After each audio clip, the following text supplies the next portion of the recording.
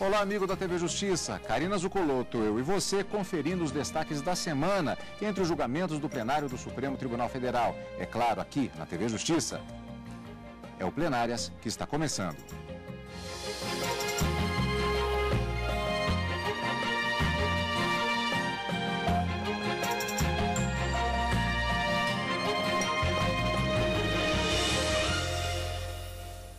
Com os principais momentos das sessões dos dias 23 e 24 de setembro de 2015. Karina, nós temos seguido uma mesma linha nas últimas semanas de julgamentos no plenário do Supremo Tribunal Federal. Principalmente na quarta-feira, as pautas têm sido menores, uma pauta um pouco mais elaborada na sessão da quinta-feira, mas normalmente poucos processos têm sido julgados. Isso porque normalmente têm sido julgamentos, têm sido processos que têm uma determinada complexidade, uma determinada importância, que estão justificando uma argumentação maior que tem sido apresentada no plenário do Supremo. Foi essa semana dessa forma. E com uma peculiaridade, Cadu, na sessão de quarta-feira, ela foi todinha dedicada a um tema que foi incluído na pauta de terça para quarta. Ele nem estava pautado já na segunda-feira, como normalmente nós temos a publicação da pauta dirigida, por vezes na sexta, com algumas modificações ao longo da semana, mas na quarta-feira, um único julgamento tomou conta da sessão plenária que tratava justamente do recebimento ou não da denúncia envolvendo a senadora Gleisi Hoffmann e um suposto envolvimento com alguns contratos celebrados por uma empresa de São Paulo e o Ministério de Planejamento aqui no Distrito Federal. Então, a quarta-feira foi um único julgamento e na quinta-feira, a maioria, nem todos, mas a maioria dos processos que estavam na pauta de quarta acabaram migrando para a pauta de quinta-feira, somando um total de 15 processos e alguns foram julgados definitivamente, como 2 propostas de súmulas vinculantes, uma de cancelamento e outra de revisão, ambas propostas rejeitadas pelo plenário por decisão unânime, um julgamento bastante rápido, inclusive, e também a análise de uma ação direta de inconstitucionalidade envolvendo 2 leis do Estado do Amazonas, que de uma certa forma tratavam os comissários de polícia como se eles fossem delegados de polícia, equiparando as 2 carreiras e, segundo o plenário do Supremo Tribunal Federal, essa equiparação não poderia ter ocorrido a partir de 2004, em razão da violação do princípio do concurso público, declarando, portanto, inconstitucionais, né, as leis do Amazonas. Uma em tótum e a outra apenas algumas expressões. E um outro tema bastante interessante e que foi retomado o julgamento, mas não concluído também na quinta-feira, foi acerca da situação de servidores públicos no estado do Rio Grande do Sul, que em razão de vamos dizer assim, de uma falta de recursos do próprio estado, conforme alegado pelo estado do Rio Grande do Sul, não teria condições de pagar, nos termos da Constituição local, o salário, a remuneração integral de alguns servidores que recebessem acima de R$ 5.100 e que seriam pagos de forma parcelada. Contra essa decisão do Estado do Rio Grande do Sul, vários mandados de segurança foram interpostos no Tribunal de Justiça daquele Estado e várias liminares foram concedidas, determinando que o governo fizesse o pagamento na integralidade, conforme determinava a Constituição, tanto estadual e também a Constituição Federal. E contra essas várias liminares, o Estado vem até o Supremo buscar, numa suspensão de liminar, a decisão que havia tomado e alegando essa falta de recursos para o pagamento integral dessas remunerações. O julgamento foi iniciado, alguns ministros já votaram contrário a esse entendimento ou a essa suspensão de liminares feita pelo Estado do Rio Grande do Sul, mas o julgamento ainda não terminou em razão de um pedido de vista do ministro Dias Toffoli. Mas tem uma peculiaridade nesse caso, que eles deferiram uma medida liminar, que a gente vai comentar ao longo do programa. Uma situação bastante interessante, mas cujo julgamento ainda não terminou e é uma situação bastante polêmica, Cadu, que eu me lembro até a ministra Carmen Lúcia disse, esse não é um problema apenas do Rio Grande do Sul, mas um problema que afeta vários estados brasileiros em razão dessa falta de orçamento necessário para o cumprimento das obrigações básicas estabelecidas pela própria Constituição. Isso é na sessão plenária da quinta-feira. Este é o panorama geral. Nós vamos começar, portanto, com a sessão plenária da quarta-feira. Karina, só reforçando então um ponto relativo a esse julgamento, essa questão de ordem e inquérito que houve julgamento na sessão plenária da quarta-feira. Como se o inquérito é justamente o que antecede, caso seja recebida a denúncia, uma ação penal. Isso. Normalmente são matérias que são afeitas às turmas normas do Supremo Tribunal Federal. Ela vem, nesse caso, ao plenário do STF, porque se tratava de uma questão de ordem. Sim, sem dúvida, Cadu. A história toda começa com a investigação dos desvios de verbas na Petrobras, na 13ª Vara Federal de Curitiba, quando então um dos colaboradores acabou citando o nome da senadora Gleisi Hoffmann e outros acusados que acabaram fazendo parte deste inquérito, e para o juiz que conduz esse processo na 13ª Vara Federal, haveria necessidade de encaminhar essa investigação para o Supremo Tribunal Federal, já que o Supremo é o chamado juiz natural para processar e julgar em caso de crime senadores da República, deputados federais e outras autoridades fixadas na própria Constituição. Como havia um suposto envolvimento de uma senadora da República, o juiz de Curitiba não seria competente para processar essa investigação, nessa fase, como você disse, de inquérito, e encaminha para o ministro Teori Zavascki, que é o ministro no Supremo, responsável por fazer essa investigação envolvendo esses desvios de verbas envolvendo a própria Petrobras, né, no que a gente tem ouvido falar na mídia, na Operação Lava Jato. E o ministro Teori Zavascki, quando recebe todos esses documentos, ele diz, mas de acordo com a denúncia que foi apresentada pelo Ministério Público, não há envolvimento com a Petrobras essas circunstâncias envolvendo inclusive a senadora. Trata-se de um suposto desvio de verbas feitos por uma empresa de São Paulo junto ao Ministério, em contratos estabelecidos com o Ministério do Planejamento. E aí ele entendeu que não estaria prevento, não poderia ser ele o relator deste inquérito, encaminhando para o presidente para que houvesse uma distribuição aleatória para outros ministros, quaisquer um dos outros 10 ministros, para proceder a essa investigação. E foi o que o ministro Ricardo Lewandowski fez.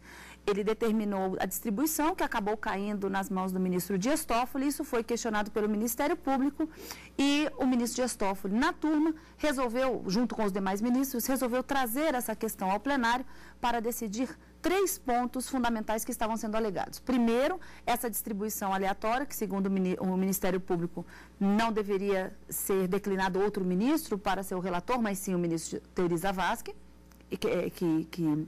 já que o processo teria vindo da 13ª Federal.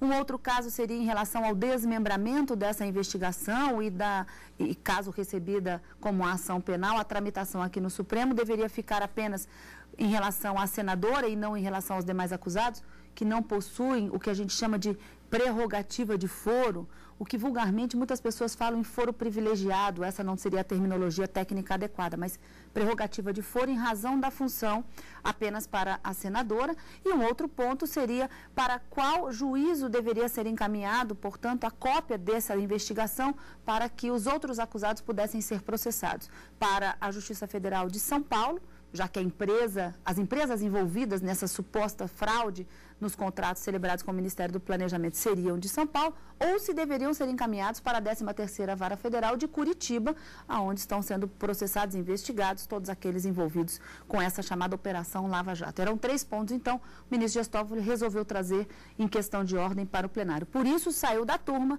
e o plenário que acabou decidindo essa questão. Vamos conferir como foi este julgamento no plenário do Supremo Tribunal Federal na sessão plenária da quarta-feira. Os ministros analisaram uma questão de ordem no inquérito 4.130, que trata sobre suposto envolvimento da senadora Gleisi Hoffmann e de outras pessoas no esquema de desvio de verbas da Petrobras. A discussão entre os ministros se deu em 3 pontos: desmembrar ou não a denúncia apresentada pelo Ministério Público Federal, que envolve a participação da senadora e dos demais acusados, que não possuem prerrogativa de foro, a livre distribuição da relatoria do processo no STF e de onde deve ocorrer o julgamento dos demais acusados, Justiça Federal Paulista, Paranaense ou na Suprema Corte. Eu trago a questão de ordem para discutir o desmembramento e, uma vez chegando à conclusão do desmembramento, qual o foro competente para determinar-se a devolução do procedimento investigatório. O relator, ministro Dias Toffoli, votou pelo desmembramento e pelo envio do processo à Justiça Federal Paulista. Voto no sentido do desmembramento do feito, a fim de que a investigação nesta corte prossiga tão somente em relação à senadora da República, Gleisi Helena Hoffmann, Por outro lado, em relação aos demais, voto no sentido de se determinar a extração de cópia integral dos autos e a sua remessa à Seção Judiciária do Estado de São Paulo, com absoluta urgência, independente até de publicação do acórdão, absoluta urgência. Né? Arréu preso. Independente da publicação de acórdão, poderia ser feito por cópia, extração de cópia, exatamente, para, uma vez determinado, seja este for ou seja outro, posso ficar vencido nesse voto que eu trago, mas a sugestão que fica que seja independente seja feita a extração de cópias independente da publicação do acórdão, para que de imediato seja encaminhado, no meu voto, à Seção Judiciária do Estado de São Paulo, com absoluta urgência para livre distribuição e registro aqui, muito importante aos eminentes colegas, esse registro final.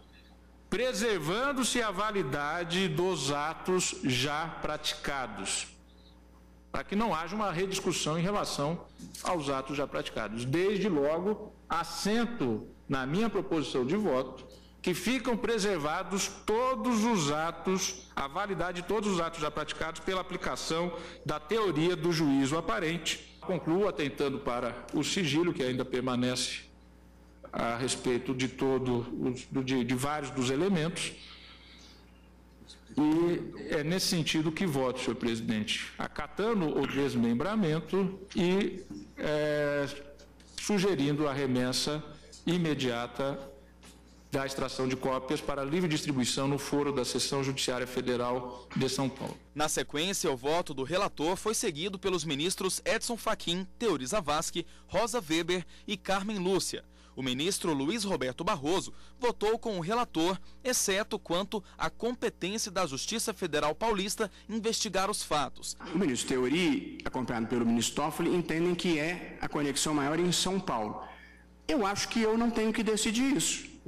Acho que isso deve ser discutido em primeiro grau de jurisdição. De modo que eu estou acompanhando a livre distribuição, acompanhando o desmembramento, mas eu não acompanho a supressão da competência do juízo encaminhante. Acho que a matéria deve voltar a ele.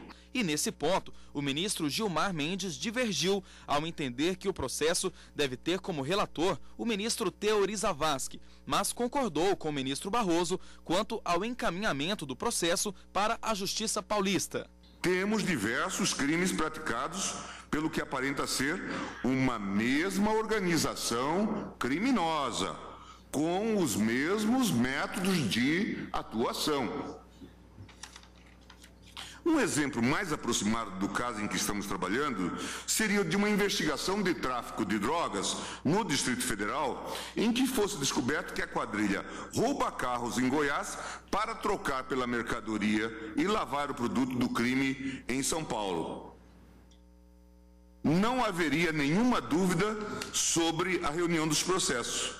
Aqui também não deve haver, com todas as vênias. Não se trata de uma simples redistribuição, nem se trata de simplesmente passar um processo para um outro juiz que tem a mesma competência. Os fundamentos são jurídicos. A leitura que nós deveríamos fazer do CPP, com todas as vênias, deveria ser atualizadora, com base na própria lei das organizações criminosas, porque é disso que se trata. No mínimo, a instrução, a conexão por instrução probatória. E é disso que nós estamos fugindo. Não tentemos apresentar, portanto, essa questão como uma operação aritmética, porque não é disso que se cuida. Portanto, voto de forma muito clara e convicto. E digo, essa decisão não é politicamente neutra, é uma decisão grave. Pela redistribuição do inquérito à relatoria do ministro Teori Zavascki, aquilo que Vossa Excelência pretendia, e pela cisão do feito em relação a Alexandre Romano e a outros investigados sem foro originário perante esta corte, devendo o feito cindido ser encaminhado ao juízo da 13ª Vara Federal de Curitiba, Paraná. É assim que voto, presidente. Por unanimidade, o plenário do STF decidiu pelo desmembramento da denúncia quanto à senadora Gleisi Hoffmann. Já quanto à competência para julgar os demais envolvidos na acusação, ficou decidido por maioria que o processo será enviado para a Justiça Federal de São Paulo.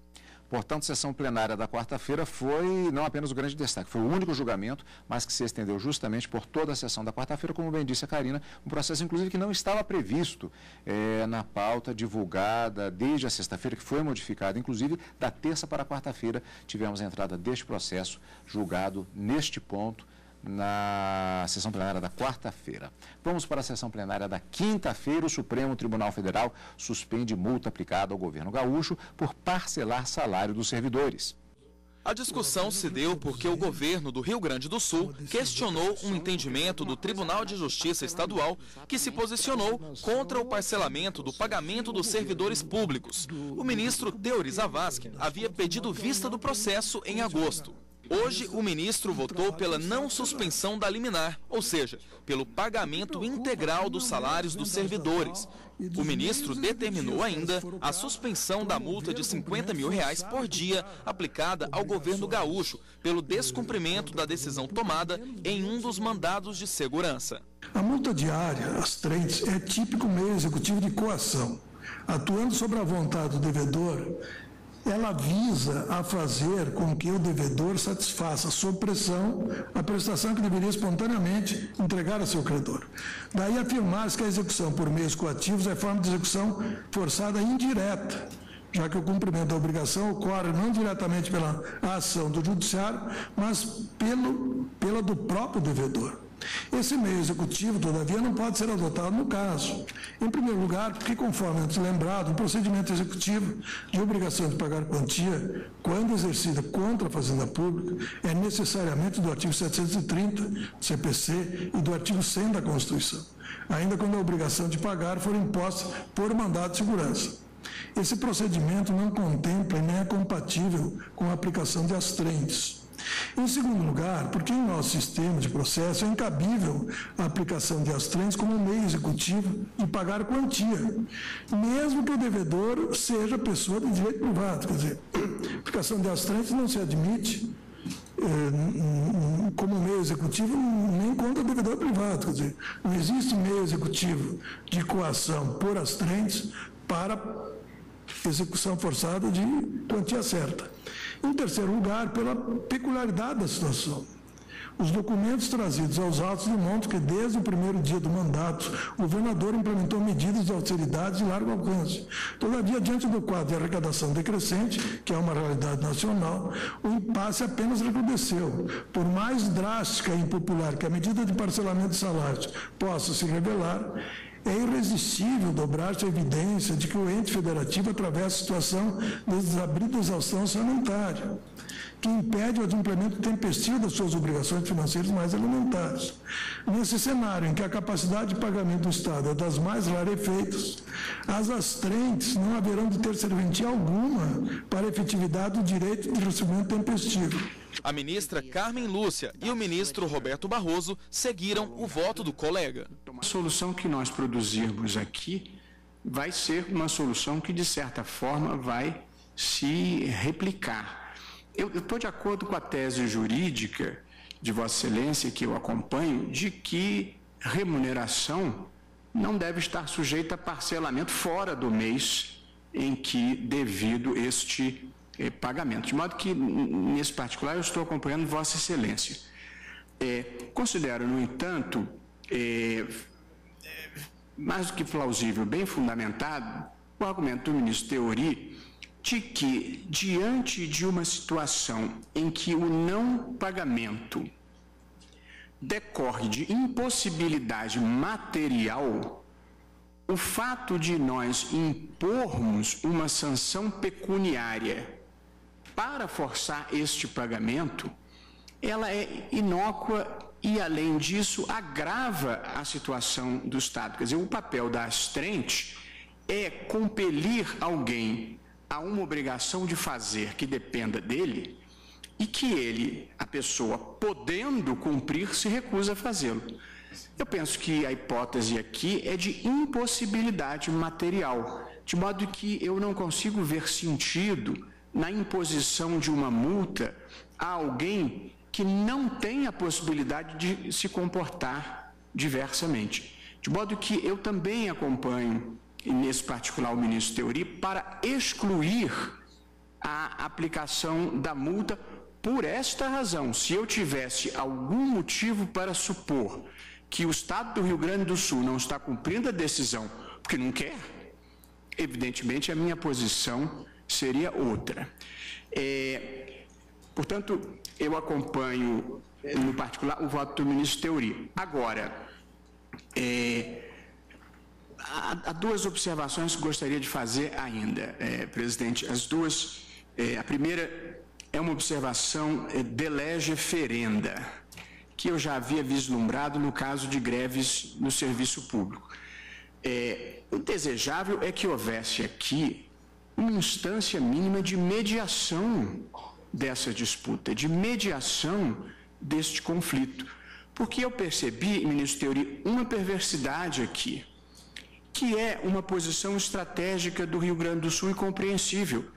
É que não pagar remuneração não traz nenhum tipo de consequência grave, mas deixar de pagar a União traz todo tipo de consequência. Há todo um caos criado neste caso de instabilidade séria, dramática, e eu não tenho dúvida nenhuma que, no caso, não vai ser não pagando ou não tentando pagar de todas as formas o que é o direito do servidor que se vai solucionar. Entretanto, eu vou pedir a Vossa Excelência apenas para acompanhar nessa parte relativa a essas parcelas, que seriam uma espécie de apenação, pela circunstância de não ver no governo e na administração o descumprimento pela ausência de possibilidade de querer, mas de impossibilidade de fazê-lo. E eu acho que, neste caso, não sei se nós estaríamos tirando qualquer força da decisão judicial, porque, para não cumprir, o governo fica obrigado, diante de uma ordem judicial, a não justificar, mas a demonstrar cabalmente essa impossibilidade, por qual tempo, em que condições e o que ele está fazendo, inclusive como medidas para chegar a este cumprimento. O ministro Gilmar Mendes divergiu dos votos anteriores e, por maioria, os ministros votaram pela suspensão da multa aplicada ao governo gaúcho. Na sequência, o ministro Dias Toffoli pediu vista. Sessão plenária da quinta-feira, só para reforçar, Karina, está sendo julgado em termos de caráter liminar. O mérito, ele posteriormente será julgado. O mérito desse agravo, na verdade, é a suspensão das liminares concedidas para que o pagamento fosse feito na integralidade. Então, o governo gaúcho pretende continuar pagando parcelado. E por isso veio o agravo. E isso não foi decidido ainda nessa sessão de quinta-feira, em razão do pedido de vista do ministro Dias Toffoli. Mas, como houve uma determinação em um dos mandados de segurança que o não cumprimento da decisão liminar lá do Tribunal do Rio Grande do Sul poderia implicar numa multa diária de R$50 mil para o Estado, os ministros decidiram, e isso por unanimidade, conceder a liminar para suspender a imposição desta multa apenas. Em relação ao parcelamento do pagamento, mérito do agravo, isso ainda deve ser discutido no plenário, quando o ministro trouxer o voto vista, já que o julgamento foi suspenso. Então, mérito ainda não decidido, mas suspensa a exigência da aplicação da multa que havia sido deferida anteriormente. Karina, havia uma expectativa para essa sessão também, na verdade, de ponto que estava já na pauta de sessões anteriores e que chamava a atenção porque se tratavam de propostas de súmula vinculante que, na verdade, uma modificava e outra até mesmo cancelava as súmulas vinculantes existentes, no caso do cancelamento, aquela da questão do uso das algemas. Exato. Os julgamentos, na verdade, foram bastante rápidos. Bastante rápidos. Questionados eram a súmula número 11, que o Supremo, de uma certa forma, regulamentou o uso de algemas, não dizendo que é ilícito, mas que elas devem ser utilizadas de forma parcimoniosa, e também a súmula vinculante número 25, que trata da prisão civil do depositário infiel. O ministro Ricardo Lewandowski acabou traçando um panorama para as duas, e o julgamento foi célere, no sentido de que, para se cancelar uma súmula vinculante ou para se revisar o texto de uma súmula vinculante já editada pelo Supremo, são necessários, primeiro, que se demonstre que houve uma modificação da jurisprudência, do entendimento sobre essa matéria matéria aqui no Supremo Tribunal Federal, o que em nenhum dos dois casos aconteceu, ou que tenha havido uma alteração legislativa sobre o tema, uma vez que essas súmulas vinculantes editadas pelo Supremo Tribunal Federal não vinculam esse poder legiferante, esse poder de editar leis sobre o mesmo tema lá no Congresso Nacional. E terceiro, o que também não teria acontecido, e uma terceira hipótese é que que deveria ter sido demonstrada uma modificação no contexto político, social ou econômico do país que ensejasse essa revisão ou esse cancelamento, o que também não foi demonstrado em nenhuma das propostas de súmulas vinculantes, nem de cancelamento e nem de revisão. E com esses argumentos, o Supremo Tribunal Federal, no plenário, por votação unânime, acabou rejeitando as duas propostas de cancelamento da súmula número 11 e de revisão da súmula vinculante número 25. Destaques da semana, portanto, no plenário do Supremo Tribunal Federal. Semana que vem tem mais julgamentos dos ministros do STF, o que significa encontro marcado, né, Karina? Encontro marcado na quarta e na quinta-feira, ao vivo, no direto do plenário, e no final de semana com plenárias. E a gente agradece, como sempre, a sua companhia conosco aqui na TV Justiça.